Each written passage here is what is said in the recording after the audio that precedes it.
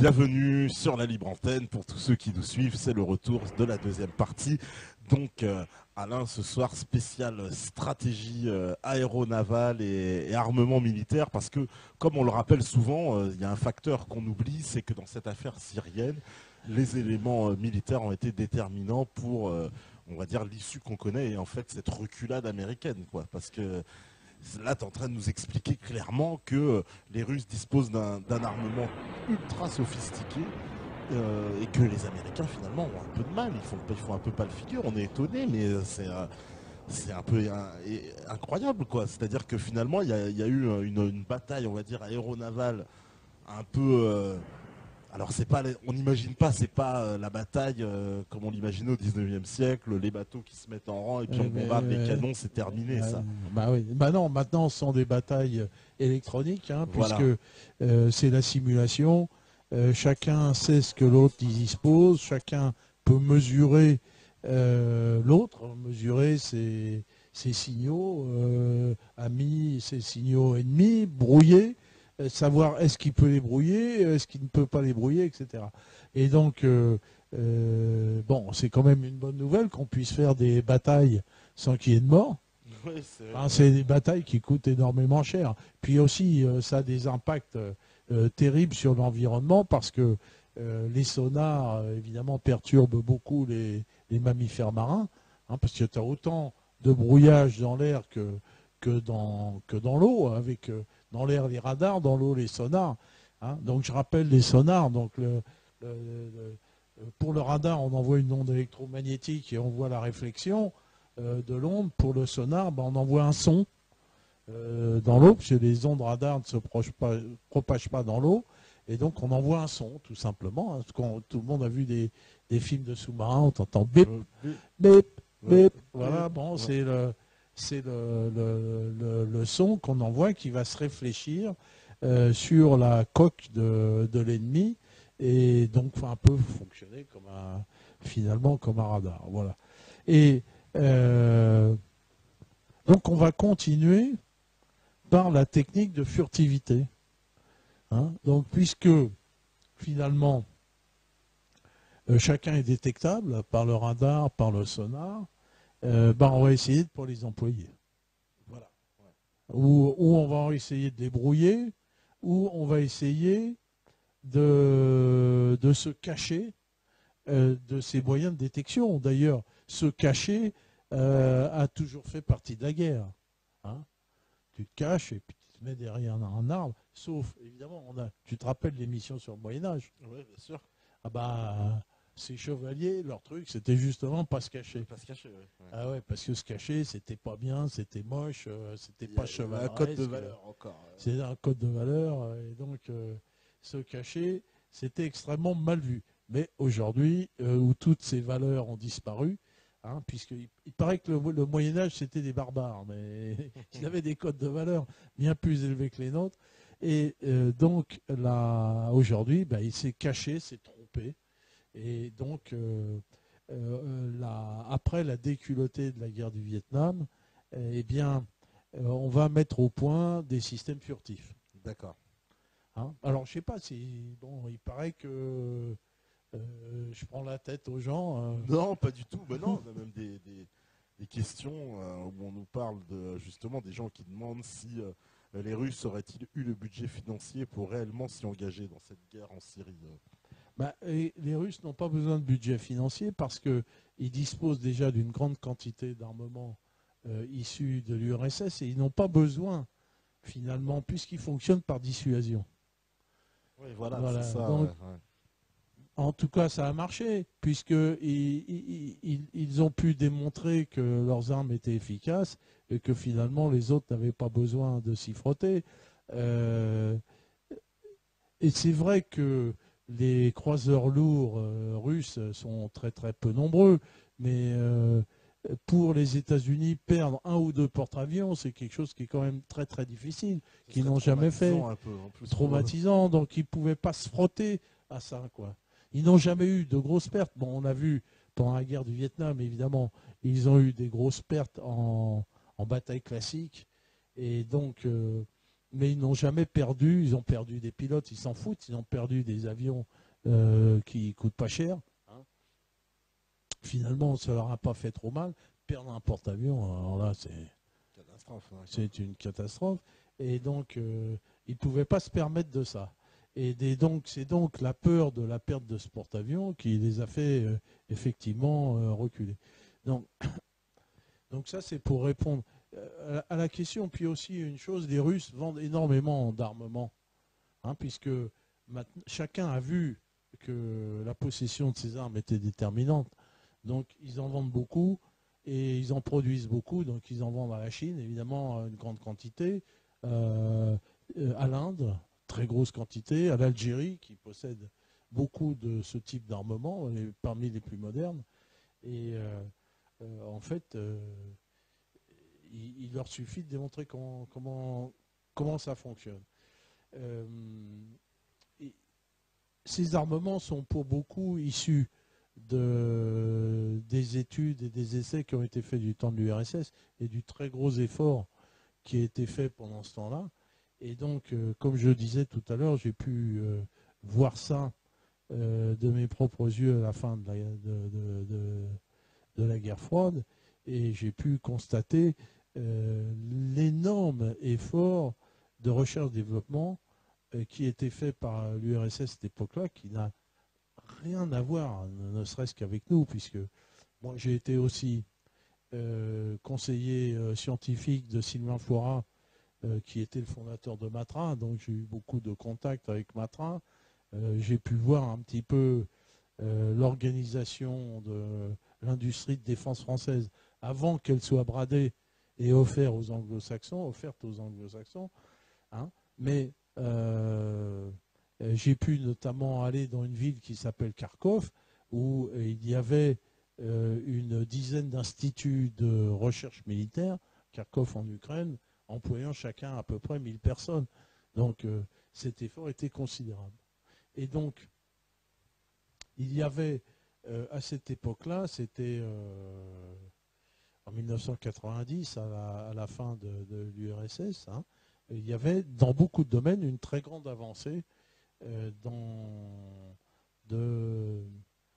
l'URSS en matière d'armement. Alors on dit que la guerre des étoiles a mis à genoux l'URSS, ça je ne le pense plus maintenant, c'est faux. Je pense que ce qui a mis à genoux l'URSS, c'est la trahison. C'est d'une part la volonté de certains dirigeants soviétiques d'en terminer avec la confrontation avec l'URSS, et le fait que avec confrontation avec les USA, et le fait que les USA ont réussi à corrompre un certain nombre de dirigeants soviétiques, dont Gorbatchev, pour cesser le combat, en fait. Hein. C'est ça, le fond de l'affaire. Hein. Et avec, malheureusement, mon aide, parce que moi, je me suis aperçu avec le recul que j'ai servi de vecteur à ça, piloté par un parti communiste dont on sait qu'aujourd'hui c'est un parti de trahison, et que on m'a envoyé là-bas en poisson pilote pour essayer en fait d'évaluer, de savoir exactement ce qui se passait dans cette recherche militaire soviétique. Voilà, malheureusement. Bon. Donc, pour répondre à la question sur l'URSS, alors on peut, sur la Russie, on peut aussi spécifier aujourd'hui, c'est que les Chinois qui disposent de très gros moyens financiers ont décidé il y a peu de temps d'aider, de supporter l'industrie militaire russe, parce qu'ils en ont besoin. Hein. Oui, ils ont besoin de cette technologie russe, en fait. Voilà. Ils ne sont pas aussi Hein. avancés, c'est ce que tu nous disais. Ils ont besoin de la technologie russe. Alors, bien sûr, les Chinois font beaucoup d'efforts, mais ils ont pris un retard considérable. Alors, c'est un retard qui se rattrape pas comme ça. Hein. Les Russes sont dans la technologie militaire depuis la guerre avec les nazis. Donc, ils n'ont pas cessé d'améliorer leur système d'armes. Et donc, les Chinois, ils arrivent un peu en retard là-dessus. Alors, pour reparler des Chinois, si tu veux, à un moment donné, ceux-ci avaient l'idée d'utiliser de la technologie française. Alors, on va parler de la technologie française parce que dans les systèmes d'armes, il y a la technologie états-unienne, la technologie russe et la technologie française, qui est aussi une technologie particulière et qui, à un moment donné, a intéressé les Chinois. Et peut-être on va continuer. Hein. Oups, je remets mes guillemets là-dessus. Et donc, on va parler de la furtivité, c'est-à-dire la manière de ne plus utiliser ces avions qui sont Alors là, c'est facilement la vue 17. et étendue, la vue 17. Donc, c'est le premier missile de croisière ALCM. Alors ça, c'est le premier missile de croisière américain. Premier missile de croisière américain qui a été mis en œuvre en 1980. D'ailleurs, on pense que c'est un missile de ce type qui a dû frapper le Pentagone en 2001. Quand on voit les descriptions qui ont été faites par les gens. D'accord, ça ressemble beaucoup à ça. Ouais. Ça ressemble beaucoup à ça. Donc ça, c'est un missile de croisière lourd. Hein, les premiers missiles de croisière, ils étaient un peu lourdingues. Et donc, le but du missile de croisière, c'est de voler sous l'horizon. On voit la Terre. Hein, et donc, on voit que les radars se propagent en ligne droite. Et donc, quand on est en rasemote, on est sous le radar. Donc, on n'est pas détectable. Donc, l'idée en premier lieu, c'est que comme tout le monde est équipé de radars, les Vietnamiens, même les puissances militaires faibles sont équipées de radars et de moyens de défense antiaériens. Donc, on s'est dit que, d'une part, on va préserver le vecteur, l'humain. Donc, c'est plus l'humain qui va se présenter et qui va être prisonnier, puis que ça va poser des problèmes. Avion, quoi. Voilà, voilà. arrête, ouais. Donc, on va envoyer un moyen automatique qui est furtif parce que non vu, et qui va pouvoir être tiré de loin. Donc, le missile de croisière. Hein. Voilà. Donc, le premier, missile qui est américain mis en œuvre dès 1980. Et ça sert à détruire quel genre d'objectif militaire à des missiles Comment de croisière? Quel genre d'objectif militaire on détruit avec un missile de croisière? Comme j'ai dit, les missiles de croisière sont des premières frappes destinées à détruire les moyens de défense. Voilà, c'est-à-dire les les batteries antiaériennes, les avions, donc les aéroports, les bases aériennes ennemies et les moyens de commandement. D'accord. Hein, voilà. Alors, derrière, on voit alors ça, c'est un tir de missile de croisière pendant la guerre d'Irak. Ouais. Un tir de Tomahawk. Donc, rapidement, derrière ce missile a été mis au point par Raytheon le Tomahawk, qui est vraiment une arme redoutable parce que elle n'est pas très chère. Hein, on a vu 560 000 $. Elle est produite en très très grosse quantité et tirée en salve. Hein, de telle sorte que finalement, ces missiles pouvant être abattus par des moyens classiques antiaériens, il y en a tellement que finalement, on est l'attaqué est aisément débordé. Donc, c'est des salves qui peuvent être de 50 voire même 100 pendant la guerre d'Irak et qui arrivent de toutes parts en rase-motte. Donc, si l'agressé ne bénéficie pas de surveillance par satellite, il ne peut pas. Il peut pas prévoir parce qu'on ne les voit pas donc au radar. Voilà, il les voit pas. Et alors, ce qu'on peut dire en plus sur ces missiles, c'est que ils sont guidés par GPS.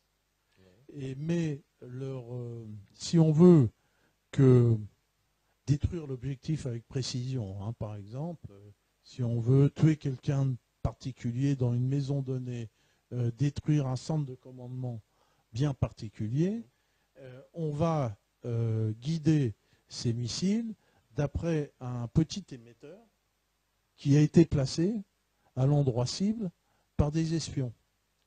D'accord, comme ça c'est encore mieux. Ça. Voilà. Ouais. Alors c'est un petit émetteur qui fonctionne un peu comme un téléphone portable sur les mêmes fréquences et que des espions vont placer, souvent des journalistes maintenant. Oui, Thierry, il racontait ça très bien beaucoup en Libye. Entre le métier de journaliste et d'espion, il n'y a pas de barrière, c'est la même chose.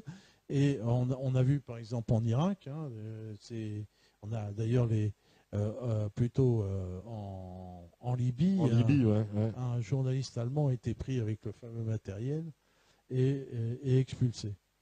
Alors, il y a des petites histoires là-dessus parce que ces systèmes émetteurs ont été beaucoup utilisés en Yougoslavie pour aller détruire précisément, avec une grande précision, tel pont ou tel immeuble de commandement particulier, et que les Français à l'époque, la France ne faisait pas partie du commandement intégré de l'OTAN et n'était pas sous les ordres des États-Unis, qu'elle est maintenant.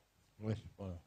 Et donc, la France avait demandé de faire partie de l'état-major, c'est-à-dire de discuter des cibles au plus haut niveau. Et ce faisant, elle connaissait, évidemment, elle avait pris connaissance de toutes les cibles qui étaient discutées. Et à l'époque, on avait quand même une politique un peu indépendantiste, et tous les renseignements qui étaient pris là étaient donnés aux Serbes, en quasiment temps réel. Ah bon? Voilà. Pourquoi? Au nom de quoi? D'une amitié franco-serbe? Au nom d'une amitié franco-serbe et d'une inimitié franco-américaine. Donc c'était d'abord sous Mitterrand qui haïssait les Américains, et en plus, après, sous Chirac, qui haïssait d'autant plus les Américains. Donc il y a toute une organisation qui s'est mise en place entre la DGSE et les services serbes pour faire transiter les informations et les emplacements et les ils nous en commandos. veulent, les Américains, sur ça ou pas? Comment? Ils nous en veulent un peu quand même sur Ah ça. bah ils nous en ont voulu, ouais, ça c'est vrai. Et donc il y a une petite histoire qui concerne le missile qui a frappé l'ambassade de Chine. Oui, Un ouais, petit peu, ouais. tu t'en rappelles Bien un petit sûr, peu. je m'en rappelle très Et bien. Ouais. finalement, avec l'assentiment des Chinois, finalement, l'émetteur a été placé là par les services serbes.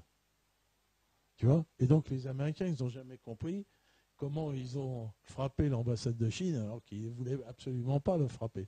Ah, les Chinois étaient au courant, donc Les ils ont Chinois étaient au courant. il n'y a pas eu de mort, ils ont évacué Si, il y a eu l'ambassade. 2 morts, mais ils s'en foutent. Hein. Sur 1 milliard, un de plus. Quand même. Non, mais ça c'est leur problème. Mais où ils l'ont su après, j'en sais rien. Mais en tout cas, ça fait un très grave incident diplomatique Ouais. du fait que les Serbes avaient une connaissance précise des objectifs qui étaient alloués. Hein, et donc, tout le monde connaît l'histoire du commandant Guinel, qui a d'ailleurs écrit Le pain d'Aquette avec Thierry Messant, hein, qui a été arrêté, mis en prison pour haute trahison, qui a fait 1 mois de prison pour haute trahison en temps de guerre. Ah là, c'est incroyable. Il y en a d'autres qui devraient être en haute trahison. Mais... Non, mais donc, il travaillait sous ordre, et puis bon, a posteriori, des protagonistes de cette histoire m'ont raconté leurs affaires, que ce soit des services français ou des services serbes, et on a pu me raconter comment tout ça s'était passé, comment on avait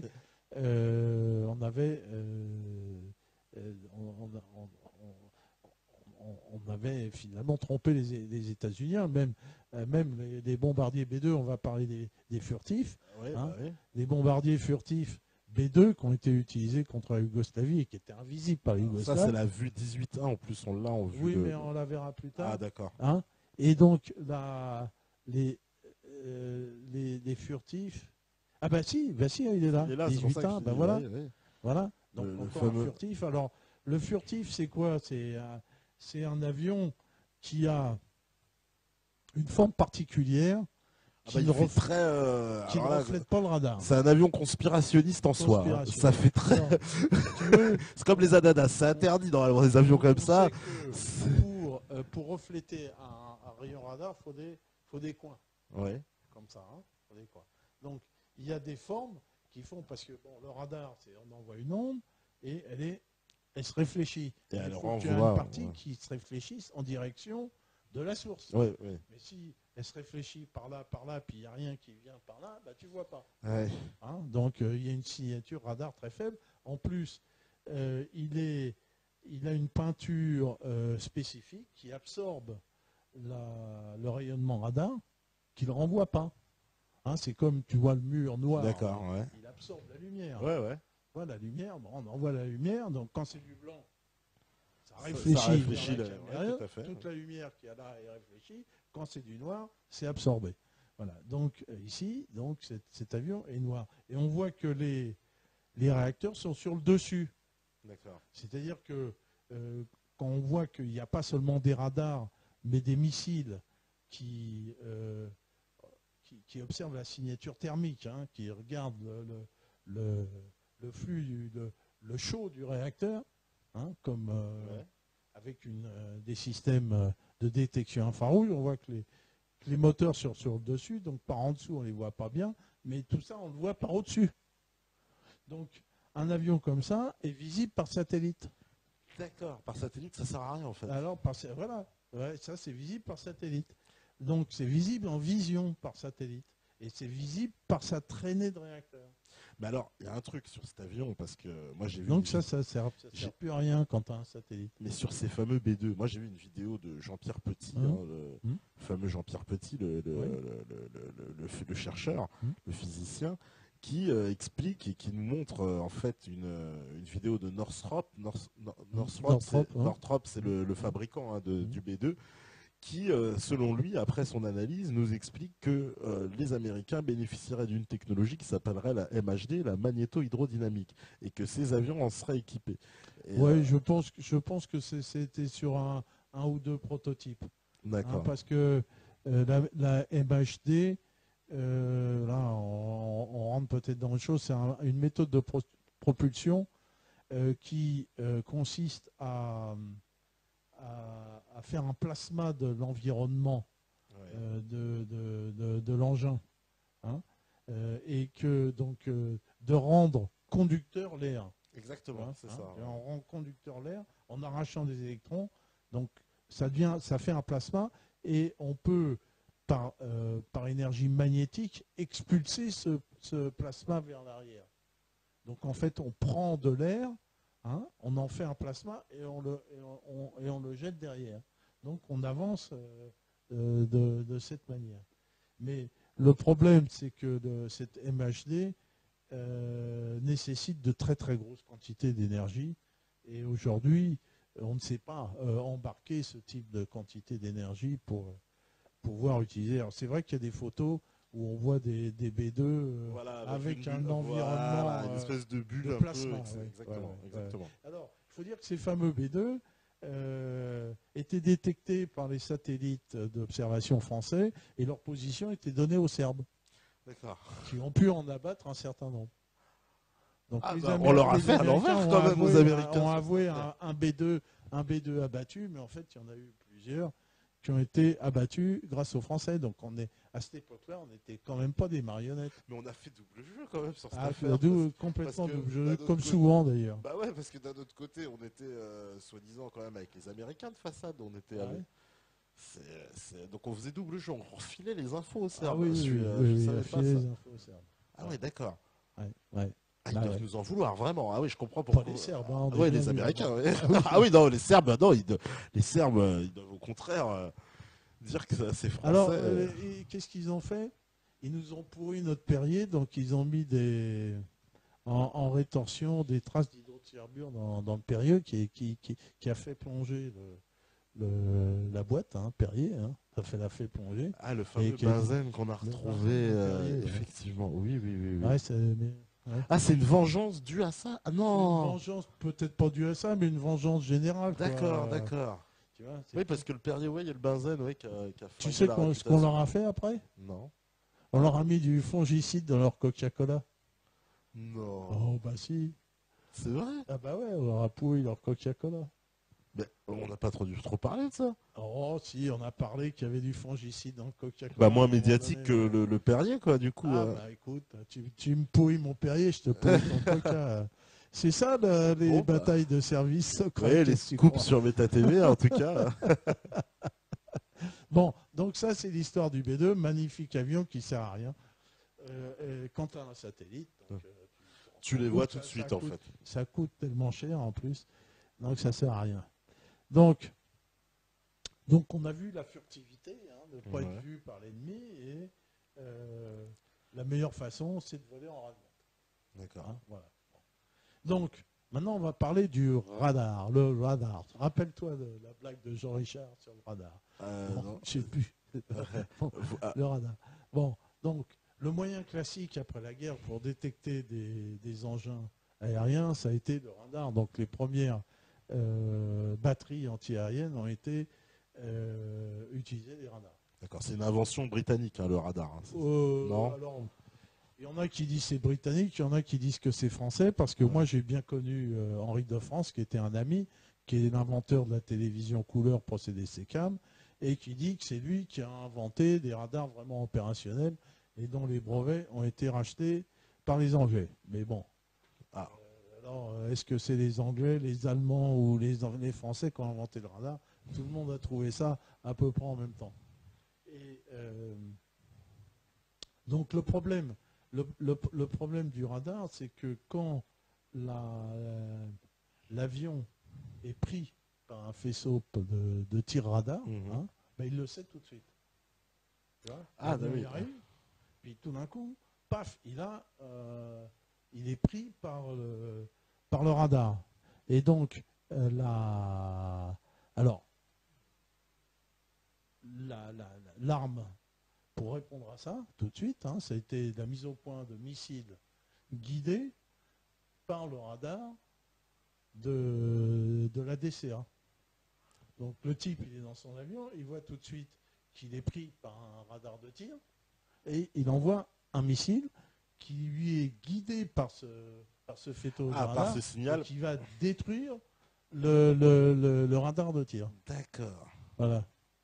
Donc, Ça, c'est c'est ça les batteries antiaériennes. C'est comme ça les que ça batteries fonctionne. antiaériennes. Donc en Yougoslavie, c'était ça le problème, puisque les Yougoslaves étaient équipés de batteries anti-aériennes classiques par radar, par les SAM-7, et que la plupart de ces batteries ont été détruites justement par ces missiles anti-radar. D'accord. Voilà.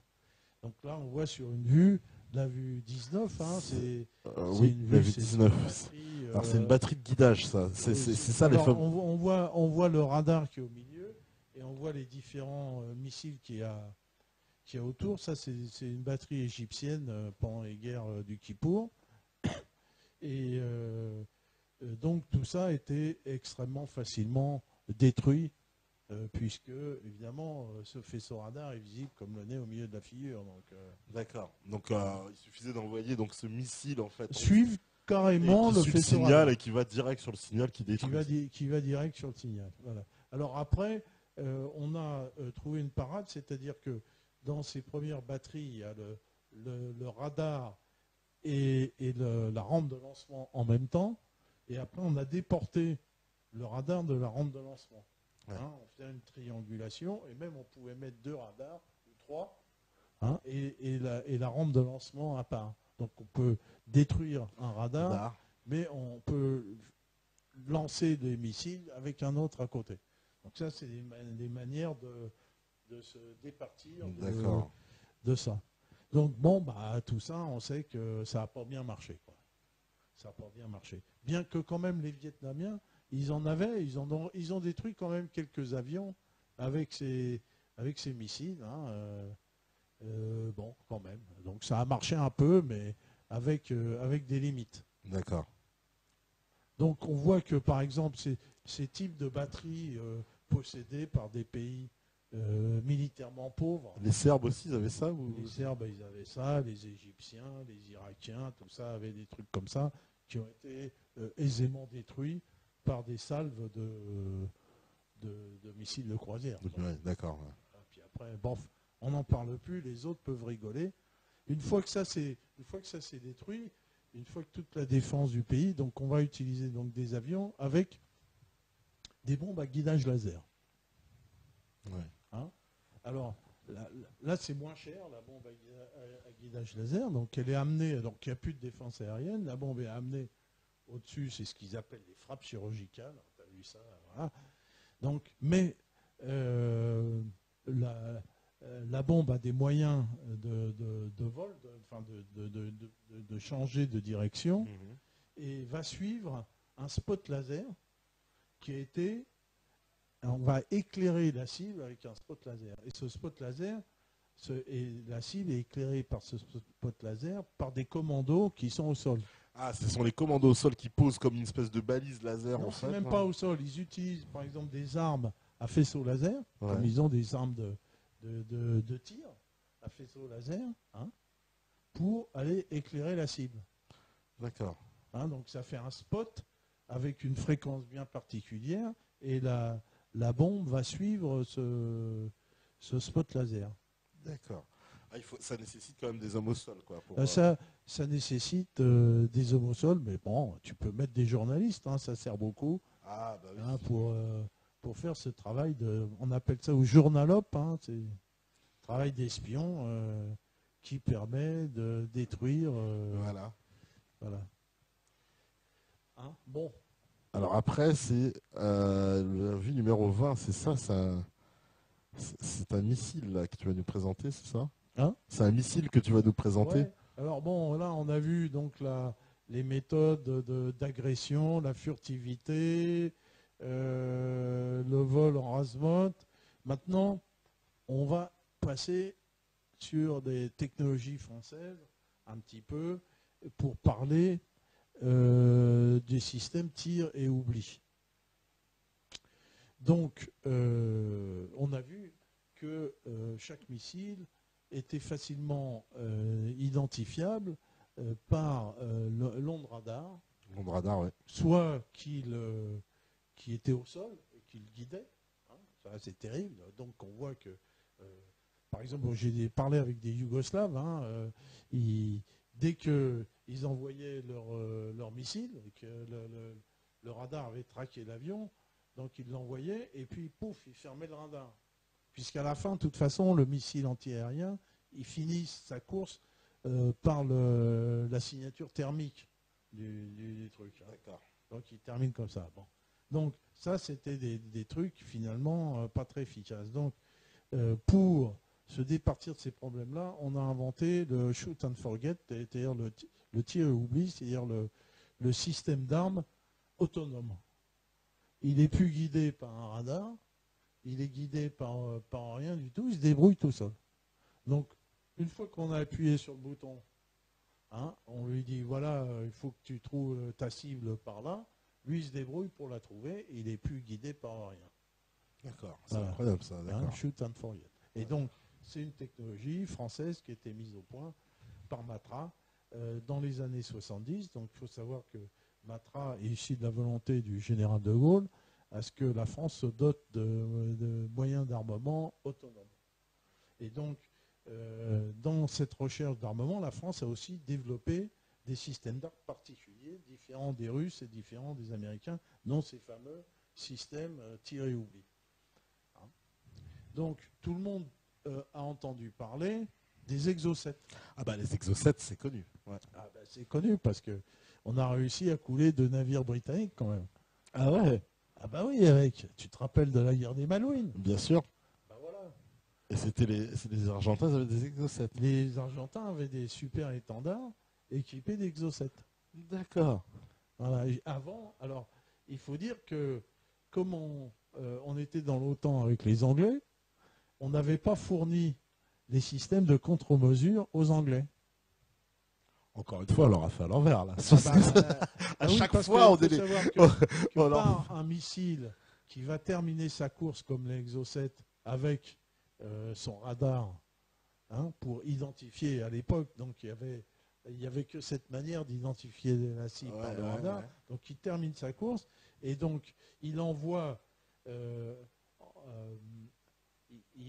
des impulsions bien particulières, hein, si tu veux, pour savoir que ce qu'il va recevoir, c'est bien ce qu'il a envoyé. Hein. Parce que l'ennemi, qu'est-ce qu'il va faire quand il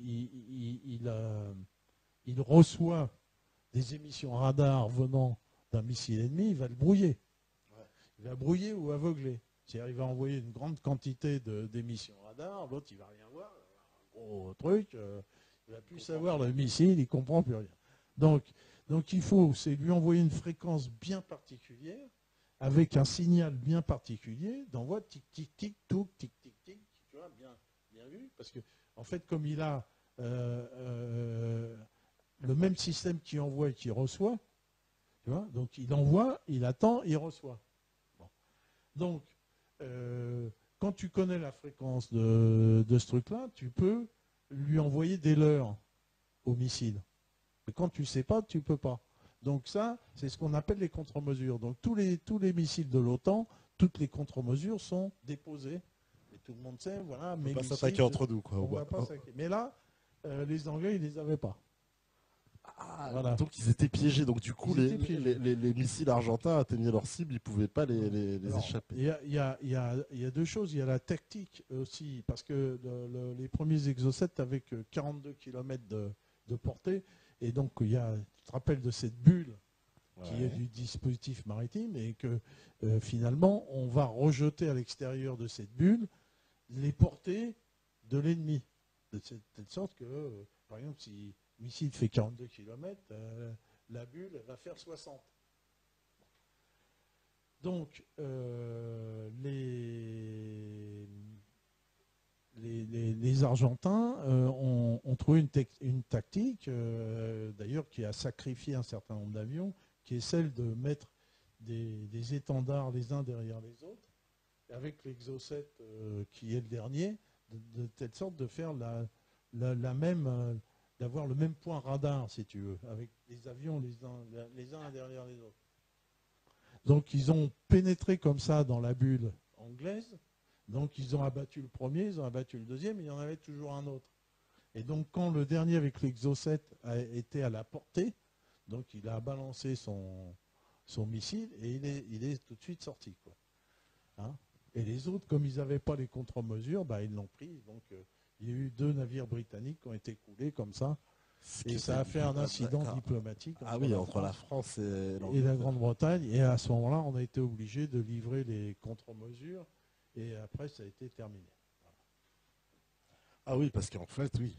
Parce que si on n'avait peut-être pas continué à leur livrer les contre-mesures, ils auraient abattu plus de bateaux britanniques, alors, ça se trouve. Bah oui. Alors, oui. C'est pour ça que à partir de là, la France s'est dit, on ne va plus faire de missiles avec une approche radar. Tu vois, hein?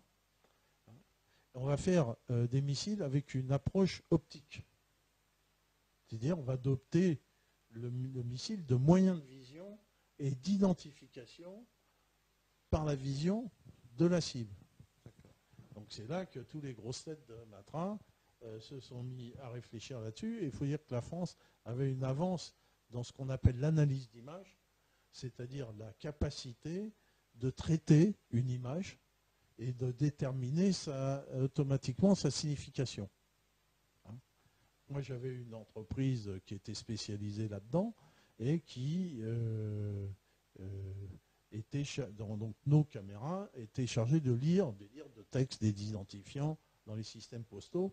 Mais on sait que en analyse d'image, tu peux faire des analyses de scènes complexes, hein, voir ce qui se passe, identifier et déterminer. Donc le système consistait à rentrer dans la mémoire du missile les profils des navires, de différents navires, le profil de la cible, de manière à dire, voilà, tu vas prendre celui-là et puis tu vas le reconnaître. Donc, ces missiles étaient des missiles complètement tir et oubli, autonomes. Hein, on n'a pas besoin d'être tiré d'un avion aussi, on peut le tirer comme ça, celui-là. Alors, en fait, donc on a fait 2 types de missiles comme ça. C'est l'automate et le scalp. Hein. D'ailleurs, là, je ne suis plus très bien mon truc parce que dans la vue 21, on va. Alors, la vue, la 21, ouais, on va la montrer. On montre un peu comment fonctionne un radar. Hein. Alors, donc, c'est une petite animation. On voit donc, il y a un signal qui est émis, on va dire, par une espèce de borne, là, une antenne. Une parabole. Une parabole, donc qui se reflète qui va se refléter sur un engin. Donc, la plupart du reflet va aller dans toutes les directions, mais il va y en avoir une partie qui va revenir. Qui va revenir, d'accord. Voilà. C'est exactement ici comme la lumière. Hein. Ouais. En fait, d'abord, on voit après ce que c'est qu'une antenne radar. Alors ça, c'est la vue 22, on voit une antenne radar. Hein, donc une antenne radar. On en a tous vu, hein, déjà. Dans la couronne captée le faible signal Qui revient. qui revient et qui va être amplifié par le milieu qui va revenir et être amplifié. D'accord. Ça, c'est le système radar. Ça, c'est un radar militaire, donc Ça, c'est un radar militaire, mais c'est un radar militaire de longue portée. C'est un type radar de surveillance. De surveillance d'une agression générale, quoi. Parce que ce type de radar, donc par exemple, un pays comme la France, on en est doté un peu partout. On en est bardé. Ouais. Voilà, il y a des radars partout, quoi. On observe partout. tout, absolument tout. Alors sur la vue 23, on va voir une tête. Alors oui, une tête d'un Yaconte qui est aussi guidé par le radar. On voit au début la pastille noire, qui est un système qui balance, qui est le capteur final d'identification qui va en terminer. Et donc, c'est là où se jouent ces fameuses contre-mesures. D'accord. Lui, il va envoyer des impulsions selon une fréquence bien particulière, une amplitude bien particulière, qui lui est propre, codée, et qui va essayer de retrouver dans un brouillard, parce qu'il va être brouillé par l'adversaire. Brouillé par les autres, oui. Mais dans ce brouillard, il va reconnaître ce qui lui il a émis. D'accord. Mais si tu connais la fréquence de ce truc-là, c'est comme un code, tu connais le code, évidemment, c'est la contre-mesure. À ce moment-là, tu peux facilement annihiler cet engin. Donc c'est ces fameuses contre-mesures qui doivent être déposées chez tous les engins de longtemps et connus par tout le monde. D'accord. Depuis justement le coup des Malouines. On leur a fait des sacrés coups parce que même la première guerre d'Irak, il me semble aussi, il y avait le même problème avec les radars Thompson qui captaient les fameux avions furtifs américains alors que parce qu'ils étaient trop perfectionnés, semble-t-il. Et donc là, on voit sur la vue 24, puisqu'on est toujours dans le radar, on voit les différentes fréquences. Donc, alors ça, c'est quoi? C'est un spectre de radar? Donc ça, c'est un spectre d'ondes électromagnétiques. D'accord. Donc on voit en mégahertz, là, on commence à voir des ondes radio. Ouais. Et puis, on voit des ondes qui vont être de plus en plus courtes, qui vont être utilisées d'ailleurs pour des tas d'applications différentes, que ce soit des applications de transmission, de téléphone portable. Un téléphone portable, on est en gigahertz. Donc c'est des ondes très puissantes, enfin très dures. Elles ne sont pas puissantes, heureusement, mais c'est pas bon de les mettre sur l'oreille. C'est proche des fours à micro-ondes, la fréquence. Et donc on voit que les ondes radar sont des ondes millimétriques ils sont bien déterminés, bien particuliers dans le monde pour utiliser. Alors tout ça, les plages d'utilisation sont déterminées dans des associations internationales pour dire voilà, vous utilisez telle plage pour ça, telle plage pour ça, tout ça. Et là on voit que le visible, on voit l'arc-en-ciel. Donc c'est aussi une onde électromagnétique. Le visible, ça c'est pareil, c'est comme les ondes radar, mais d'une autre fréquence, mais qui fait que notre œil est capable de les percevoir. Notre œil les perçoit, c'est pour ça qu'on appelle ces ondes-là le visible. Et donc on va voir que ce visible-là, c'est-à-dire quelque chose qui est émis naturellement par la lumière du jour ou par le corps, où on émet la chaleur des rayonnements infrarouges, va être utilisé pour aller identifier une cible, le rayonnement infrarouge. Et c'est comme ça que nous, on va faire nos missiles sophistiqués. Voilà, donc 24. Et donc, on va voir... Alors la vue 25. 25, ça c'est un missile soit anti-char, soit en contre-avion à basse altitude. Et la tête est une tête thermique. Donc là, on ne va, la tête n'est guidée que par la chaleur de l'engin à détruire, soit l'avion, soit le char. D'accord.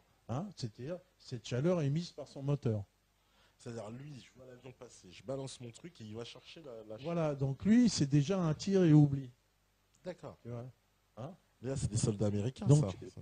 Oui, ça c'est américain, mais tous les pays possèdent ce type d'arme. D'accord. Tout le monde en possède. Et donc, Bah, c'est des types d'armes assez redoutables parce qu'elles ne sont pas détectables. Elles ne sont pas détectables comme les types d'armes utilisant des radars. D'accord. Hein. Voilà. Donc c'est des types d'armes. Bon, il n'y a pas de caméra infrarouge, hein, c'est juste, il va chercher une source de chaleur. Donc quand je bossais avec les types de Matra, ils avaient mis au point un missile, parce qu'on va voir derrière. Alors bon, c'est plus loin, on va voir qu'il y a. Ah, si dans la vue suivante, Alors, il y a la contre-mesure thermique. oui, parce que dans la vue suivante, c'est un avion. Oui, un avion avec contre-mesure thermique, si on peut la passer. Ah bah c'est la 25 plus 1. Voilà.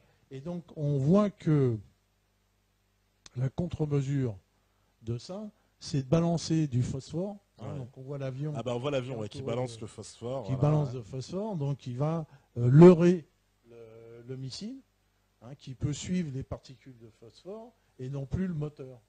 Donc il va passer à côté. D'accord. Hein, voilà un peu le. Il y a toujours la contre-mesure du système. D'accord. C'est pour ça que finalement, si tu veux faire un missile qui ne soit pas leurré avec des capteurs idiots, il faut faire des capteurs intelligents. Puis les capteurs intelligents, c'est des caméras, en fait, qui vont identifier par logiciel l'objectif et qui ne vont plus être leurrables, qui vont pouvoir voir la différence entre ce qui est à une contre-mesure et l'avion lui-même, qui va déterminer la forme de l'objectif. Oui, d'accord. Lui, on pourra pas. Parce que là, en fait, oui, le phosphore, donc c'est pour ça qu'il balance du phosphore. Il balance du phosphore toujours pour duper ce type de missiles qui fonctionnent par la source thermique. Donc on va voir sur la vue suivante, c'est la 26. 26, ouais. La 26, on va voir, donc là il y a deux vues. Une vue la nuit, en dessous par un éclairage normal, et en haut une vue donnée par une caméra thermique ou infrarouge. C'est pas l'inverse plutôt, non? Non, puisque en fait on voit bien le corps humain qui est chaud. Donc on le voit alors qu'on ne voit pas l'environnement. Oui, dans la vue 2, enfin dans la vue du Dans la vue du dessus. Voilà. Donc on voit bien le corps humain qui émet lui-même. D'accord. Hein, parce que aussi on peut utiliser aussi un éclairage infrarouge. Mais si tu utilises un éclairage infrarouge, évidemment tu ne le vois pas avec l'œil, mais tu le vois avec une caméra infrarouge. Ouais. Ça, à un moment donné, on a utilisé ça, mais ça ne marche pas, puisque tu peux voir tout de suite le type qui possède un éclairage infrarouge. Donc ça ne marche pas. Tandis que si tu prends une caméra thermique infrarouge, à ce moment-là, tu peux voir toutes choses chaudes. Des véhicules et des corps humains. Ouais. Donc toutes choses intéressantes pour aller cibler en cas de guerre. D'accord. Hein, voilà. Et donc, c'est comme ça que la France a mis au point d'abord deux types de missiles. Alors ça, c'est la vue 27. Hein. 27, c'est donc un missile mis au point par Matra, par mes potes de Matra, qui est le premier missile entièrement autonome, tir et oubli. Donc c'est un missile anti-navire automate. D'accord. Hein, d'ailleurs, il était tellement cher qu'il n'a même pas pu être acheté par la France. Il était acheté par l'Arabie Saoudite, des pays comme ça. Enfin, c'était un truc qui coûtait la peau des fesses parce que, en fait, c'était un missile qui a été, pour les prototypes, à reconnaissance visuelle complète. D'accord. Hein, donc, il était tiré comme missile de croisière, c'est-à-dire au ras des flots, même en suivant la vague, et arrivé près de l'objectif, il montait, il faisait un tour pour aller reconnaître ses cibles par vision. Hein, voilà, donc c'est ce missile automate de Matra et qui a été offert comme un cadeau aux Anglais.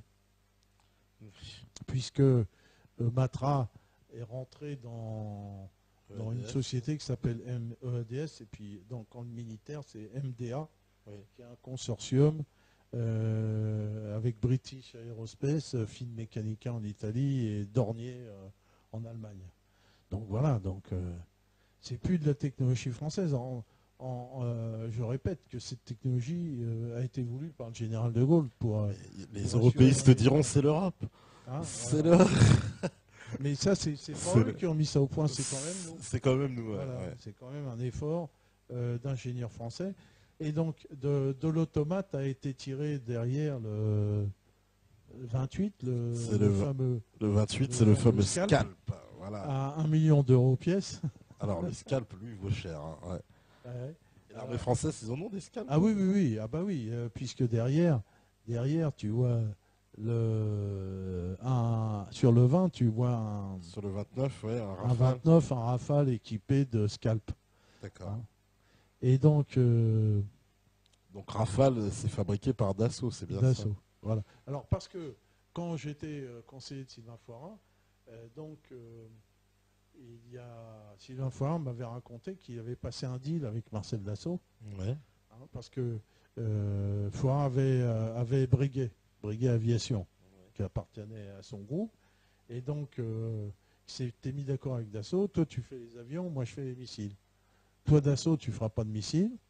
Hein, moi, Matra, je ne ferai pas d'avion. Donc, ils ont fait ce deal-là pour se partager le Pour se boulot. partager le truc. Ok. Voilà. Et donc, les missiles Matra équipaient les avions d'assaut et chacun était content. Et De Gaulle était très content parce que c'est ce qu'il voulait, que la France se dote de moyens sophistiqués de défense, c'est-à-dire de moyens qui étaient similaires à ceux de l'URSS et des États-Unis. Et Alors, donc, ça a été critiqué le Rafale parce qu'on nous dit que personne n'a voulu l'acheter, etc. Il est trop cher. Alors c'est quoi l'histoire du Rafale? non, l'histoire du Rafale, parce que les Américains ont interdit quiconque d'acheter des Rafales. Oui, parce que c'est un peu ça. À chaque fois, tout le monde bah veut oui. nous en acheter et ça tombe à l'eau. Ça tombe à l'eau, parce que tu sais bien qu'ils nous écoutent, qu'ils savent tout. Bah oui. Et donc ils disent, tiens, si tu achètes des Rafales, il va t'arriver des bricoles. Donc, Ouais, parce qu'à chaque donc, fois, on a finalement, tout un ils tas de achètent pays pas. qui disent oui, ça nous intéresse, on veut en acheter. Puis au dernier moment, ça capote toujours. Parce qu'il faut savoir que la France s'équipant de moyens de défense autonomes, c'était quand même une sacrée épine dans le pied des États-Unis. Hein, parce que la France n'était plus dépendante.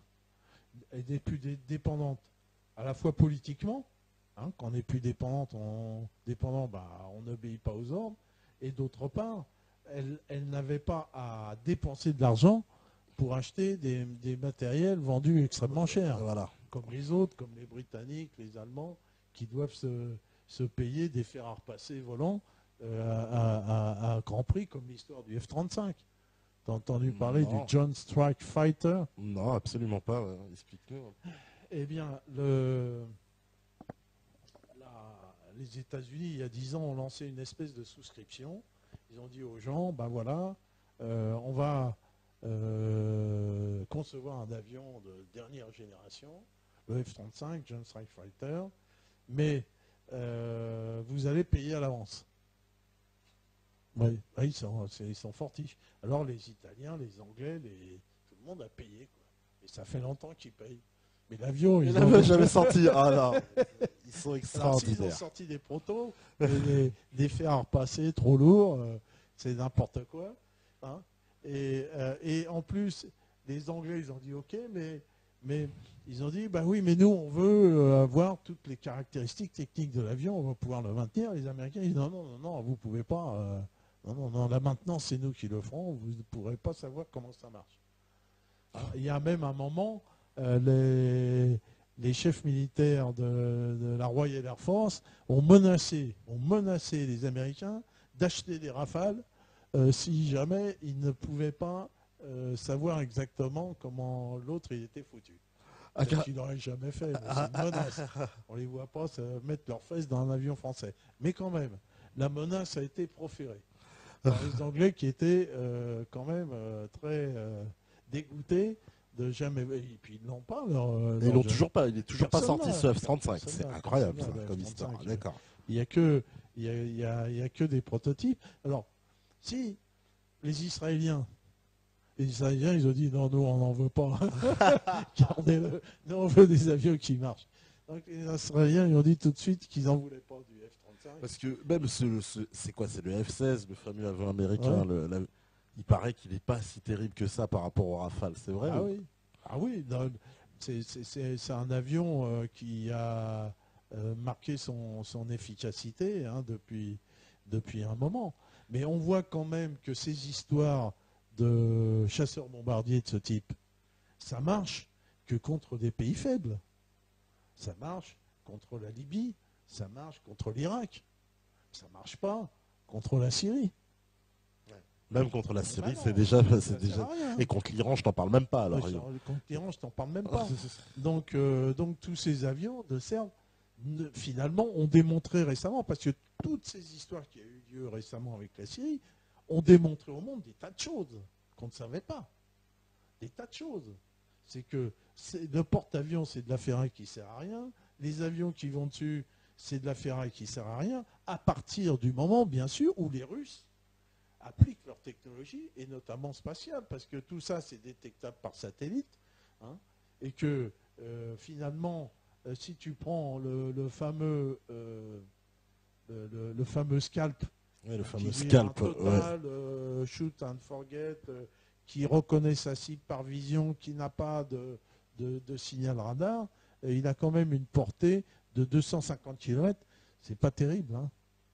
Donc il faut que le Rafale, il aille pénétrer, alors que on va voir que les S-300 PMU-2, ils ont une portée de 450 km.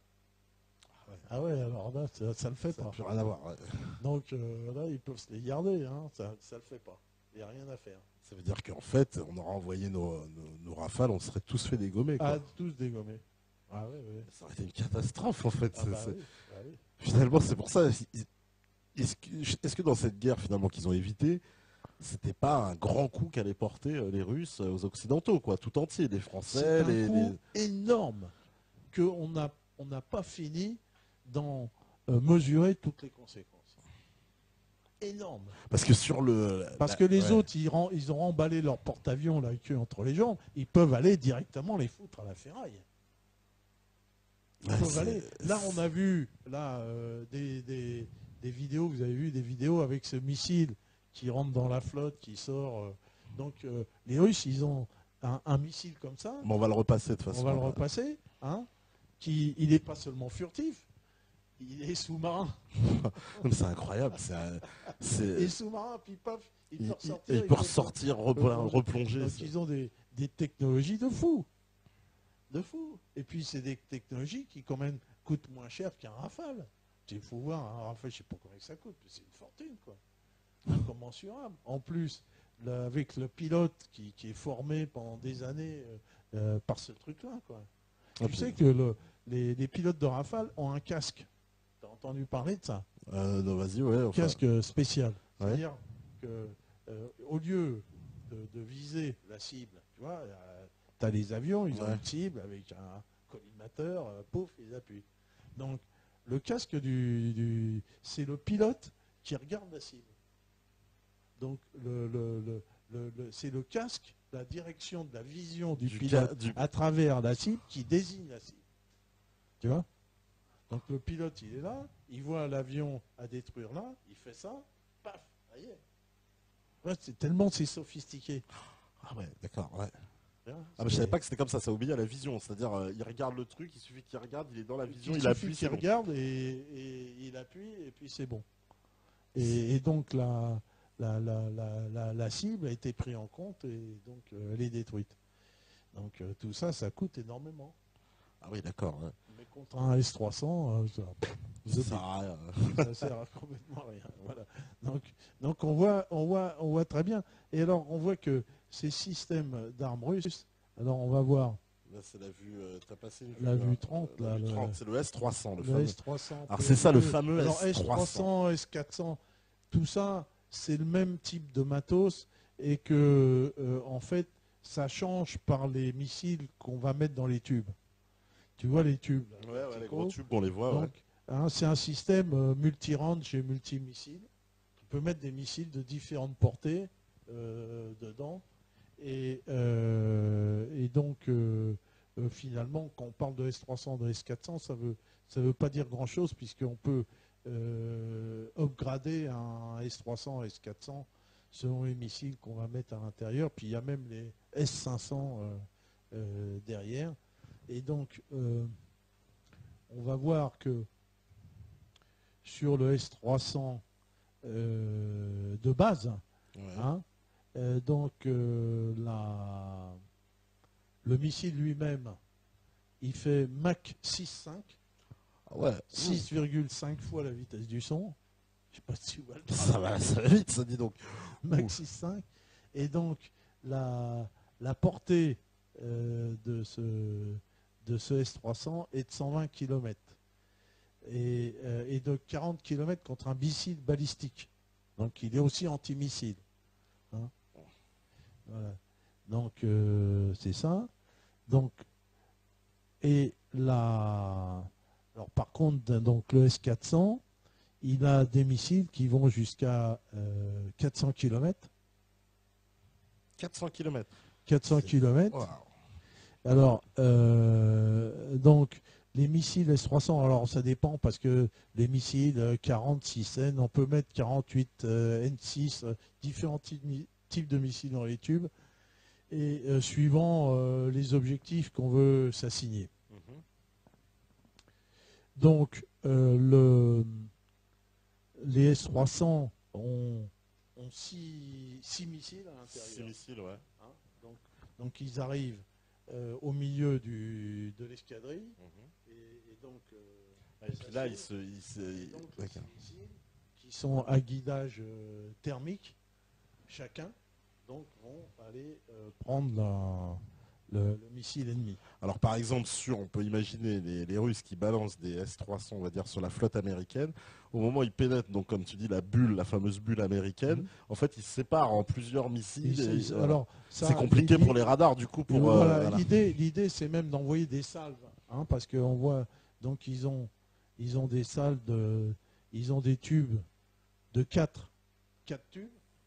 Donc 4 tubes qu'ils envoient, donc 4 tubes de 6 chacun, 6 x 4, ça fait 24. Ça fait déjà 24. Alors, Ça fait deux tubes, 24. ça Alors fait comme ils ont 48, déjà beaucoup de batteries, donc ils travaillent comme ça par salve et puis par attaque extrêmement rapide. Ceci étant dit, on ne les a jamais vus marcher en théâtre d'opération, mais les Américains n'ont pas voulu se frotter à ça. Hein. Ils en ont en plus beaucoup parlé dans la presse. Hein. Voilà, tout le monde a parlé de ça parce que tout le monde s'est dit, tiens, est-ce que les Syriens vont en avoir, pas en Voilà avoir. la grande question. Il y a eu l'histoire de l'Iran. Exactement. Est-ce qu'à un moment donné, il y avait Medvedev qui avait supprimé la commande de S-300 à l'Iran et finalement Poutine va les livrer.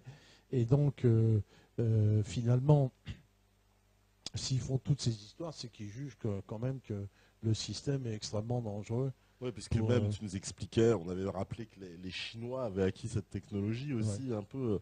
Et donc du coup, les Américains ne sont plus les maîtres absolus de la mer de Chine. Voilà. Hein. Donc voilà ce problème de fond. Alors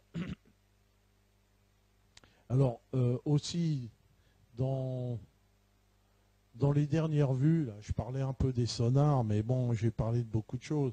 Donc, on sait que dans les moyens de détection, il y a les moyens de détection aériens, mais aussi il y a les moyens de détection sous-marins. Donc, il faut dire que dans un dispositif, dans une escadre, il y a maintenant des navires spécialisés.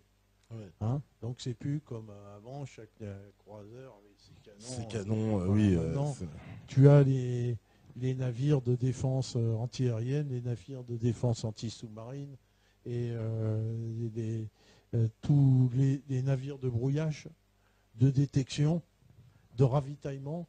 Et donc, en fait, donc si on voit la dernière image, donc la 32, hein, on voit le dispositif avec l'Abraham Lincoln au milieu, avec tous ces navires qui vont justement créer cette bulle électronique au-dessus et en dessous et empêcher donc l'intrusion d'un attaquant quelconque. Voilà, bah, s'il y avait des questions. Alors, je ne sais pas si on a des questions sur le chat. On n'a pas bien vu le sonar. Tu devais Le nous montrer sonar, une bah petite oui, vue bon, quand on même va sur le passer sonar. C'est la vue, la vue 31. Ouais. donc on voit les systèmes de détection sous-marine. En fait, ça consiste à laisser traîner derrière le navire un espèce de tube de poisson qui reste dans l'eau et qui envoie ses impulsions hein, permanentes en sonar pour aller détecter s'il y a des coques en dessous. Donc comme il y en a plusieurs, tout autour du dispositif, qui va entourer le dispositif, donc les sous-marins, théoriquement, ne peuvent pas pénétrer à l'intérieur du... On les repère de combien de kilomètres à peu près de loin? Bah, ça dépend où ils sont. Hein. Le dispositif naval va s'étager sur une cinquantaine ou sur 100 km à peu près. Hein. Voilà, une fois qu'il va s'écarter. Donc c'est-à-dire là, en face des côtes de Syrie, il y avait donc la marine russe qui était à combien de temps à peu près? Parce qu'ils ont sait qu'ils ont une base navale à Tartous, c'est ça, les Russes? Oui. Donc ils étaient, on va dire, bon bah ils ont leur base navale, donc ils peuvent faire acheminer tout le nombre de bateaux qu'ils veulent, mais ils étaient jusqu'à quoi? 100 km, 200 Oui, km à peu près de des leur côtes base navale. syriennes, Mais d'accord. le but, en fait, ils étaient ravitaillables. C'est pas parce qu'ils avaient une base navale. Ils peuvent faire le même coup partout. Hein. C'est-à-dire, eux, à partir du moment où ils ne veulent pas qu'un pays soit attaqué, il suffit qu'ils mettent leur dispositif naval devant les côtes. D'accord. Voilà, ils se mettent là, puis voilà. Ce qu'ils n'ont pas fait en Libye, du coup ils auraient pu empêcher la guerre de Libye Ah réellement. bah, ils auraient pu, bah, bien sûr. Mais il faut voir qu'ils ont fait un défaut d'analyse. On va un peu parler politique, si tu veux. Moi, j'ai rencontré ces dirigeants chinois, surtout les Shintok, mais les Russes, c'est pareil. Eux, ils pensaient qu'étant passés au capitalisme, qu'ils étaient préservés des États-Unis, parce qu'ils pensaient dans leur petite tête qu'il y avait un conflit entre deux systèmes économiques différents, le capitalisme et le socialisme. Donc ils pensaient ça, et donc ils pensaient qu'à partir du moment où ils passaient au capitalisme, ils allaient ne plus être attaqués par les États-Unis. Ils pensaient que le but des États-Unis était purement idéologique. Ouais. Dire voilà, on veut que la Chine et la Russie passent au capitalisme. Alors, ils ont fait une analyse grossière. C'est-à-dire, c'est un défaut d'analyse de ce qu'est l'impérialisme. Ils n'avaient pas lu Lénine, malheureusement. S'ils avaient lu Lénine, ils auraient pu comprendre que, passant au capitalisme, il restait une cible de la même manière qu'en étant dans le système socialiste. Donc on voit bien que la guerre froide ne s'est jamais terminée, qu'il y a toujours eu agression contre la Russie. Ouais. Et ce qu'ils veulent, c'est mettre la main sur la Russie. Ils ne veulent pas que la Russie passe au capitalisme, ils s'en foutent complètement. Ils veulent mettre la main sur le Heartland, sur la Russie et sur la Chine, qu'ils soient capitalistes ou n'importe quoi, c'est pas le problème. C'était pas le problème. Ouais. Et ils n'avaient pas compris ça. Alors que ce soit Thierry Messant au contact des Russes et moi-même au contact des Chinois, on passait leur vie à leur expliquer qu'ils faisaient une erreur grossière, qu'ils seraient la cible de la même manière. Et en fait, la Libye, ça a été quoi? Ça a été un déclencheur, justement. La Libye, ils ont compris beaucoup de choses à cause de la Libye. La Libye, ils ont compris qu'ils s'étaient fait avoir. Et là, ils ont enfin compris qu'ils étaient des cibles réelles de l'impérialisme. C'est ce qu'on a senti, parce que le revirement, je veux dire, la Libye, à un moment donné, on a bien vu que la Chine et la Russie ont un peu presque laissé couler sans donner un blanc-seing à l'Occident. Mais bon, il faut dire que l'Occident a outrepassé toutes les limites, parce qu'on a donné un petit article, une ligne d'une résolution, on en a profité pour faire la guerre, en disant on a l'excuse. Ce qui n'était pas vraiment le sens de la résolution 1973. Donc, du coup, effectivement, on sent que les Russes, à ce moment-là, les Chinois, qui pestent, parce qu'on voit Poutine, il est hors de lui pendant toute la guerre en Libye. Il y a déjà l'effet Poutine lui-même. Poutine, il était le chef du KGB, Ouais. Et donc il avait quand même une formation politique élevée et était capable de comprendre ce qui se passait. Hein. Pas comme simple stupide apparatchik. Et donc il a, je pense, compris très tôt que le fait que la Russie soit revenue au capitalisme ne changeait absolument rien pour les États-Unis. Voilà. Donc ça, il a compris ça. Et chose que tout le monde n'a pas compris en Russie, c'est pour ça qu'il s'est trouvé en opposition avec un certain nombre d'individus, et notamment avec Medvedev. Et donc il a fallu donc cette épreuve de force entre les nationalistes et les occidentalistes en Russie. Maintenant, le peuple a finalement lui-même bien compris le problème, que les autres n'en voulaient pas au socialisme et à l'URSS en particulier, mais en voulaient à la Russie. Hein, c'est ça le problème. Donc, à partir du moment où, les Russes ont compris que l'histoire de la guerre froide d'avant socialisme, ou qu'on appelle communisme bêtement, socialiste, capitaliste, c'était du pipeau complet, que les Chinois ont compris aussi ça de la même façon. Ils ont changé d'état d'esprit, ils ont changé de posture de défense, et que maintenant, ils ont dit, ben voilà, les mecs, au-delà de cette limite, votre ticket n'est plus valable. Maintenant, c'est terminé. On va armer l'Iran et on va défendre tous les pays qui sont agressés de cette manière-là. Voilà. Donc, Ils ont changé, ils ont un peu vu, genre la Libye, ce sera votre dernier forfait, quoi. voilà, c'est votre dernier, voilà, on ne tolérera plus rien. Et donc, et là, Poutine, il avait le choix, soit l'épreuve de force qu'il a choisi de faire, abandonner le terrain. Quoi. Ouais, ouais. Il est allé loin parce que je trouve, il a été loin. il avait aussi fait une épreuve de force au moment de la Géorgie. Puisque quand la Russie avait envahi la Géorgie, donc pour les deux républiques, hein, l'Abkhazie et l'Ossétie, on a trouvé encore une formule diplomatique pour sauver la face des États-Unis, parce qu'on a dit oui, on va mettre une force d'interposition. En fait, c'est les soldats russes qui ont changé, qui ont mis des casques bleus. Quoi. Donc c'était un peu pour sauver la face des États-Unis, parce que clairement, dans cette affaire géorgienne, l'OTAN aurait dû intervenir, puisque la Géorgie est membre de l'OTAN, et l'OTAN était clairement, on va dire, la Géorgie agressée par la Russie, donc en théorie, l'OTAN aurait dû venir au secours de la Géorgie. Bah, on voit que déjà depuis un moment, l'OTAN hésite à se frotter à la Russie. Quoi. Oui, c'est ça. Que je cherche que des faibles. Ouais. La Côte d'Ivoire, c'est bon pour la France. Oui, voilà, là, les dessoudés Gbagbo avec l'arme lourde, ça d'accord. Voilà, 25 blacks, les calages, nous c'est bon. Par contre, les sous-marins russes, là, déjà, on hésite un peu plus. Là, parce que... Donc, tu vois, nous, la France, donc, on est lié à quelques pseudo-terroristes dans le désert, quelques blacks, sans défense, ça c'est bon, on va pas aller très loin. Oui, voilà. Mais qu'il s'agit, parce que c'est un peu ça, on a l'impression que les confrontations, à chaque fois où il y a eu une crise entre l'OTAN et la Russie, ça fait 2 fois pour moi que Poutine il sort vainqueur. Hein. Là, il y a eu la Géorgie, maintenant la Syrie, c'est pas des minces affaires, parce que l'affaire de Géorgie, Sarkozy, il était parti à Moscou à jouer les réconciliateurs, éteindre le feu. Poutine, il était d'une froideur absolue, intransigeant. Je me rappelle d'une conférence de presse où il dit si l'OTAN veut la guerre, ils seront la guerre. Enfin, c'était d'ailleurs image que j'avais vue sur Ruchatoulla, que j'avais pas vue du tout sur les chaînes françaises. Hein. Ils avaient évité de montrer Poutine sans l'OTAN. Et sur les chaînes françaises, on nous disait oui, bon, avec le langage diplomatique, il est fâché, bon, la Russie, etc.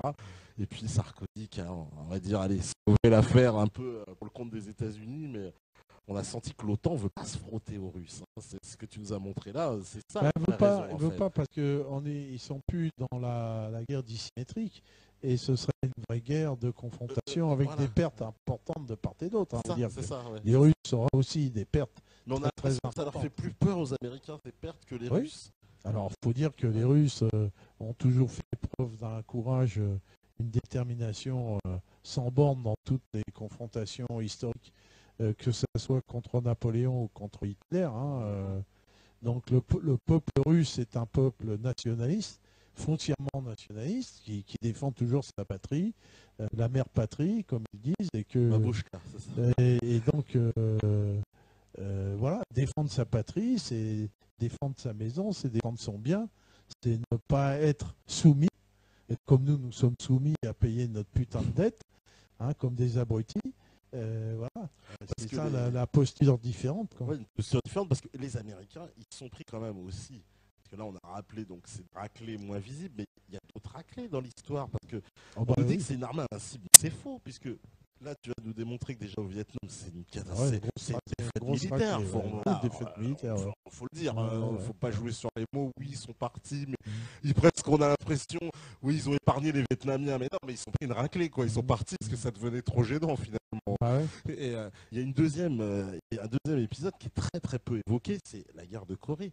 Il y a eu un épisode contre la Chine où MacArthur, il se fait, d'ailleurs, il se fait destituer après parce qu'il se prend une raclée contre les Chinois. Ça c'est pas su dans l'histoire non plus. Et même ce qu'il voulait MacArthur, c'était balancer la bombe atomique. Balancer la bombe atomique, et c'est fort, je crois, le président, qui à l'époque il arrête, qui lui dit mais non mais c'est de la folie, il faut arrêter, puis il le destitue MacArthur. C'est le grand héros de guerre parce qu'il dit il est complètement fou, il veut nous emmener dans une conflit mondial atomique, puisque évidemment, mais ils sont pris raclés par les Chinois quand même. Ils sont pris une raclée par les Chinois et par les Vietnamiens, et après ils ont fait une pause et ils ont se sont mis à attaquer des gens qui pouvaient vaincre, quoi. Hein, donc, ils se sont dit, et puis, on a souvent parlé aussi du terrain au Proche-Orient qui est plus favorable à terrain désertique, etc. Moins qu'une jungle, ou même l'Afghanistan, parce que l'Afghanistan c'est parti pour être une autre raclée. Ça, on va faire le bilan bientôt, je pense. Alors ça, on parlait de la guerre dissymétrique, on va faire asymétrique. Donc la guerre asymétrique, c'est la guerre du faible contre. C'est-à-dire le faible, lui, va chercher à obtenir des avantages politiques, même s'il a des pertes. Donc ce sont toutes les guerres anticoloniales, comme les Vietnamiens contre les Français, ou les Algériens, ou toutes les guerres de libération nationale, sont des guerres dites asymétriques, parce que le FLN n'a pas vaincu militairement l'armée française, mais l'a vaincu politiquement. Donc c'est ce qui a été cherché, quoi. Hein. C'est le gain politique. Comme aussi en Syrie, la Syrie commence à obtenir un gain politique, hein, plus qu'un gain militaire. Oui, bien sûr. Donc ça, c'est non, parce que c'est je trouve certains épisodes comme ça où on nous présente sans cesse les États-Unis avec cette machinerie, parce qu'on sait effectivement, tu l'as montré, un budget incroyable de l'armée américaine, la moitié du budget mondial, on le rappelle. Hein, donc c'est-à-dire que vous prenez le budget mondial de toutes les armées, la moitié c'est juste pour l'armée américaine. Et si on prend le 3/4 avec l'Union européenne et les pays, on est quasiment dans le 3/4. C'est un peu ça le rapport de force dans le monde. C'est un peu ça le rapport de force. Donc, mais avec beaucoup de ferraille et beaucoup de choses qui ne servent pas à grand chose et qui ne servent que dans leur politique de choc et de terreur, de bombardement aérien, face à des gens qui ne peuvent pas se défendre. Donc voilà. Mais face à des gens qui ont des moyens de se défendre, même des moyens limités, parce que les Russes, ils ont quand même des moyens limités. Les fameux tueurs porte-avions, il n'y en a que 2. Hein. Il y en a que 2. Voilà, donc c'est pas beaucoup. Donc, tandis que les porte-avions, il y en a 20-25, quoi. Donc il y a quand même là aussi une disproportion, mais ils jouent par la dissuasion et les autres reculent par les pertes qu'ils auraient forcément, alors que d'habitude ils n'ont pas l'occasion d'en avoir. Puis la Chine se dote d'une marine aussi. Ça, alors la Chine, c'est une autre affaire. Donc on va parler 2 mots du collier de perles. J'ai pas pris la carte de ça parce qu'on n'a pas trop parlé de la Chine. Tu veux, la Chine, c'est l'objectif. Aussi, c'est un objectif d'autant plus important que la Chine est riche industriellement et que les États-Unis possèdent toute leur industrie là-bas. Donc pour eux, il importe de contrôler ce pays. Et contrôler militairement, donc ils mettent un gouvernement à leur botte, comme ils ont fait au Japon. Et donc, ils ont entrepris un encerclement de la Chine en base militaire, hein, que ce soit maritime, en prenant des îles de Corée, du Japon, et puis en portant des bases militaires aussi en Asie centrale, mais là, n'a pas trop pris parce que, par exemple, tu as l'exemple de Kyrgyzstan. Kyrgyzstan, ouais. Oui. Donc ils se sont fait finalement jeter. Voilà, ils sont partis la queue entre les jambes. Mais c'est quoi? C'est la pression russe, ça? C'est la pression russe, bien sûr. Russe et chinoise. Oui, c'est chinoise, ouais. Voilà. Et donc, les Chinois répliquent à ça par leur politique dite du perle. Donc, comme ils n'ont pas de pognon, ils en ont qu'un. Ouais. Donc, ils ont racheté des îlots en mer de Chine, en océan Indien, hein, tout un chapelet d'eau qui vont jusqu'à la mer d'Oman. D'accord. Voilà. Pour leur approvisionnement de ces îlots, ils d'accord. ont fait des bases. D'accord. Des porte-avions fixes. Parce que la Chine, une de ses plus grandes craintes stratégiques, c'est que les États-Unis puissent un peu lui couper son accès au pétrole, parce que c'est ultra, elle est très dépendante du pétrole. C'est difficile à comprendre parce que la Chine produit l'essentiel de ce qui est consommé aux États-Unis. D'accord. Voilà. Donc, ils ne peuvent pas couper les vivres à la Chine complètement. Donc, la Chine n'est pas totalement un ennemi. Et d'autant plus que les Chinois possèdent en grande partie la dette états-unienne. Oui.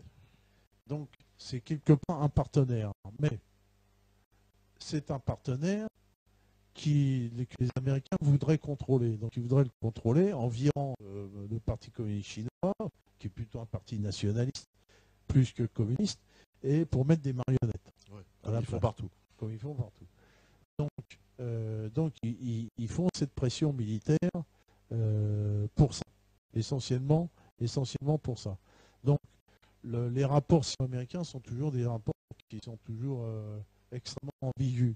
Mais récemment, quand même, les Chinois se sont mis sur une posture différente, une posture qui est de moins en moins accommodante. J'ai l'impression que moi, justement, les Chinois, on les entend de plus en plus sur le plan international. Ils font revendiquer leur voix, ils se font entendre. Et j'ai aussi le sentiment qu'ils sont un peu comme les Russes, dans une espèce de confrontation un peu, alors moins affirmée que Poutine, mais de ne pas se laisser faire par les Américains. Ils ont changé depuis la guerre de Libye. Hein, ouais. C'est pareil. Oui, c'est pareil. On a vu qu'en Méditerranée, ils avaient envoyé la marine chinoise. Ouais, quoi, en observation, pour voir comment ça se passait. C'est un petit signe quand même. Ouais, un peu genre, bon, ça fait un peu... Moi j'ai interprété ça comme un signe, quoi. Un point de vue diplomatique, je vous envoie un signal fort quand même, en vous disant, attention, ouais, on observe, mais on est là, quoi. Il n'y a pas des questions? Alors, sur le chat, je ne crois pas. J'ai mis je vais essayer de regarder. Sinon, s'il n'y a pas de questions, on va... Ah oui, d'accord, il y a un problème de connexion Internet. Il y a un petit problème sur cet ordinateur. C'est peut-être pour ça qu'on ne voyait pas de questions. Donc, il va voir. Mais effectivement, donc les Chinois, parce que là, clairement, donc tu penses qu'au niveau de la Syrie, ça va faire vraiment évoluer les stratégies militaires et les armements à cause de cette histoire de Syrie? Alors, on peut présumer un certain nombre de choses, c'est-à-dire que les Américains peuvent prendre la leçon, s'ils peuvent, compte tenu de leurs faibles moyens financiers, ils peuvent s'apercevoir que ces porte-avions ne servent plus vraiment à grand-chose. Ils peuvent aussi essayer de trouver d'autres politiques. Ils ont déjà, avec la Libye et la Syrie, si tu veux, un peu changé en mettant en avant des terroristes en lieu et place d'armées régulières. D'accord. Le terroriste islamiste, c'est quand même une arme intéressante, puisqu'elle n'est pas chère, et puis elle est quand même assez efficace. Hein? Ouais, en plus c'est pratique, c'est un peu comme pratique, le corsaire, on agit sur le drapeau. Tu prends un abruti, tu lui fais une calache, puis il va au casse-pipe, puis il se fait tuer, t'en prends un deuxième. Ouais, c'est ça, ouais. La source est quasiment inépuisable. Alors, il y a quelques questions, je vois. Alors, il y a Thomas. Suite de mon message, quelle technologie chinoise a été utilisée pour se permettre un tel coup à la barbe des marins américains? Ah, alors, attends, peut-être... Ah oui, parce qu'il y a plusieurs suites à la question. Alain, te rappelles-tu de ce sous-marin chinois qui a fait surface au beau milieu du groupe aéronaval américain il y a quelques mois ou années? Et après, il a une autre question. Que peux-tu dire de l'utilisation probable d'un missile à charge EMP chinois en guise d'avertissement contre les USA à cause de la Corée du Nord et des exercices militaires avec la Corée du Sud? Je sais pas, t'as entendu parler de ça? Je suis moins au fait de l'armement chinois, mais les Chinois font un très très gros effort en matière de recherche militaire. Ils veulent rattraper leur Très gros efforts. Ils ont mis des gros moyens et donc on sait qu'ils ont des ingénieurs de haut niveau. Ils envoient des fusées dans l'espace.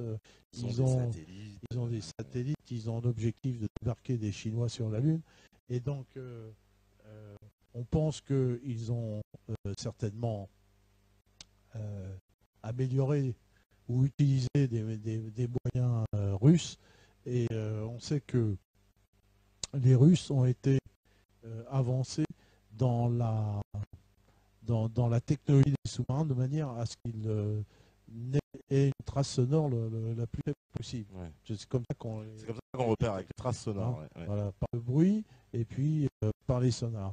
Donc on sait que ces Russes ont mis au point ces sous-marins qui sont difficilement détectables et peut-être que les Chinois ont réussi à faire un sous-marin furtif, qui ne réponde pas au sonar et qui soit suffisamment silencieux. Ça c'est possible. Alors effectivement, de voir émerger un sous-marin au milieu de son dispositif, c'est montrer à l'autre, tiens, coucou, c'est un peu, tu vois.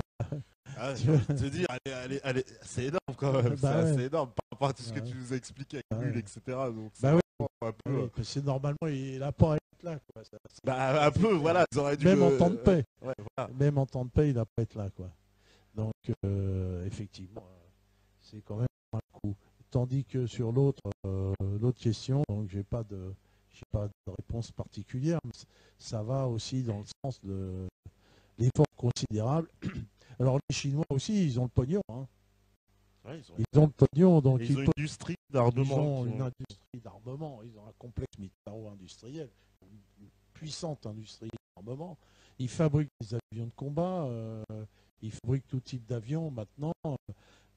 Ils ont des fortes capacités de construction navale. Voilà. Donc donc il leur manque un peu de technologie qui vont rapidement dire quoi, à mon avis. Voilà, parce que les grands pays, parce que les grands fabricants d'armes, les grands pays, on sait, fabricants d'armes, donc les États-Unis, France, Russie, Chine et Angleterre, en gros. Israël aussi, peut-être. En premier les États-Unis, en deuxième la Russie. Je pense que la France, qui était troisième producteur, est passée cinquième rang. D'accord. Et donc la Grande-Bretagne, l'Allemagne.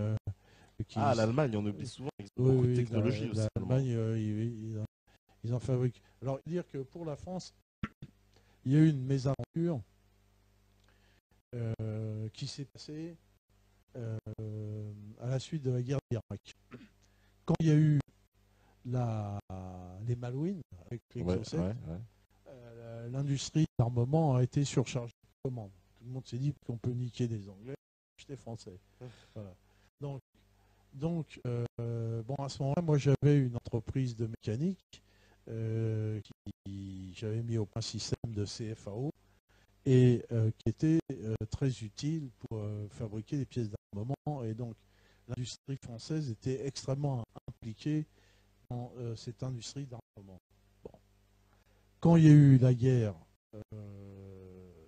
les Américains étaient équipés pour beaucoup en armes françaises. Notamment, ils avaient des super étendards avec des Exocet. Les Exocet ont été invalidés. On pouvait donc les verrouiller à l'extérieur. Donc les Exocet irakiens ont été rendus inutilisables, autant que les super étendards. Tu vois? Donc c'est un peu dégueulasse, ça. C'est-à-dire qu'ils achètent des armes et on peut quand même pas les pu, désactiver à distance. voilà. Alors, donc c'est politique, quoi. Voilà, puis c'est les Américains qui sont obligés de faire ça, bien sûr. Donc ce qui fait que les gens qui avaient acheté des armes françaises se sont dit, bah tiens, je vais acheter des trucs, je vais pas pouvoir m'en servir. Et donc à ce moment-là, l'industrie d'armement française a plongé tout de suite, hein, et avec toute l'industrie mécanique qui était basée là-dessus, ça a plongé radicalement. Et donc la France a reculé du 3e rang au 5e rang en matière de producteurs d'armes. Alors il faut dire que quand même, une industrie d'armement, c'est un gage d'indépendance, Ouais. et que évidemment, là, on en a pris un coup, et donc les Américains là, ont bien joué encore, hein. Parce que donc ils ont racheté, alors justement pour finir sur l'armée française, ils ont racheté une grande partie de notre industrie d'armement, quoi, en fait. Alors, Ils ont avalé, quoi. oui, ils l'ont avalé, c'est même pas racheté, on leur a donné pour une bouchée de pain, parce que ils ont racheté ce qui était de l'univers Matra, parce que tu avais Inès, l'univers d'assaut, hein. Donc, tu avais Matra, tu avais Aérospatial qui avait déjà concentré un grand nombre d'industries comme Nord d'aviation et des choses comme ça. Eurocopter, tout ça. Oui, oui. Et donc, tout ça a été. Alors, Eurocopter, c'était refilé avec les Allemands, hein, tous les hélicoptères français, toute cette capacité, grosse technologie de fabrication d'hélicoptères était refilée aux Allemands. Beaucoup ont été refilés aux Anglais. On a vu le scalp, des choses comme ça. Et donc, finalement, on a perdu toute cette technologie, quoi. Elle est maintenant rentrée totalement dans le domaine de l'OTAN. Elle n'est plus française. C'est terminé. Ouais, c'est fou. Et les Rafales sont encore français, mais on est interdit d'en vendre. Donc, finalement, l'industrie française d'armement est morte. Elle est morte. C'est fou, quoi, c'est fou. Et tout ça, donc, à la fin, c'est l'indépendance nationale, quand même. Voilà, les questions de défense. Donc, c'est des questions sur lesquelles on reviendra parce que c'est des questions très très importantes. D'ailleurs, on peut bien inviter ici des représentants de l'armée parce qu'il y en a beaucoup qui sont en colère, hein. On sent énormément de militaires français mécontents de la politique de défense depuis l'arrivée de Sarkozy, mais qui continue évidemment sous Hollande, puisque bon, c'est la même politique, hein, c'est pareil. Mais voilà, sous Sarkozy, on a amorcé, on va dire, le démembrement de l'armée française. On peut parler de ça et ça continue. Et il y a de plus en plus de militaires qui pestent. Qui n'a plus de capacité de défense, qui a une capacité d'intervention sur quelques théâtres extérieurs, hein, avec des spécialistes super armés, des armes sophistiquées, en petit nombre. Mais le rôle de l'armée, c'est quand même de défendre l'indépendance nationale, chose qu'elle ne fait pas. Oui, voilà, ce qu'elle fait pas en Afghanistan ou au Mali, quoi, vraiment, voilà, clairement. Je ne pas ce rôle, hein. L'armée devrait être garante de l'indépendance nationale, mais là, on ne les voit pas. Il devrait être sur Champs-Élysées avec les chars, à virer les connards, puisqu'on n'est plus indépendant. On n'est plus indépendant. Non, on n'est plus pendant, donc oui. Donc l'armée joue pas son rôle, c'est tout.